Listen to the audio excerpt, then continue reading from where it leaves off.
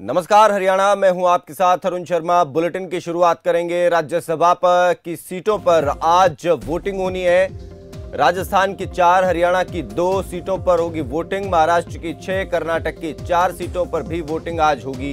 राजस्थान से लेकर कर्नाटक तक एक एक सीट पर पेच फंसता नजर आ रहा है। 57 सीटों पर चुनाव होने थे। 41 सीटों पर निर्विरोध प्रत्याशी निर्वाचित कर लिए गए हैं। बाकी की सीटों के लिए आज संबंधित विधानसभाओं में वोटिंग होनी है। तो बेहद दिलचस्प मोड़ पर 4 राज्यों में ये राज्यसभा का चुनाव आ गया है। खासतौर पर बात करें महाराष्ट्र, कर्नाटक, हरियाणा और राजस्थान, यहां पर चुनाव ने दिलचस्प मोड़ ले लिया है।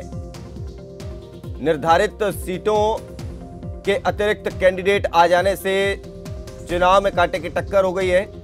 हरियाणा की बात करें तो 2 सीटों पर चुनाव है, कैंडिडेट 3 है और अब यहां कांग्रेस के लिए थोड़ी मुश्किलें देखी जा रही हैं। तो आज राज्यसभा का चुनाव होगा, वोटिंग उसके लिए होनी है। तो किस तरीके से वोट डाला जाता है राज्यसभा के सांसद के लिए, वो भी हम आपको बताते हैं। तो राज्यसभा सदस्यों की दरअसल कुल संख्या 250 है। 12 सदस्यों को राष्ट्रपति मनोनीत करते हैं कुल मिलाकर के। तो ऐसे में कला संस्कृति के क्षेत्रों से सदस्य चुने जाते हैं। केंद्र शासित और राज्यों से 238 सदस्य चुने जाते हैं। 6 साल का इनका कार्यकाल होता है और हर 2 साल में करीब 1/3 सदस्य जो हैं उनका कार्यकाल खत्म हो जाता है। राज्यसभा कभी भंग नहीं होती। हर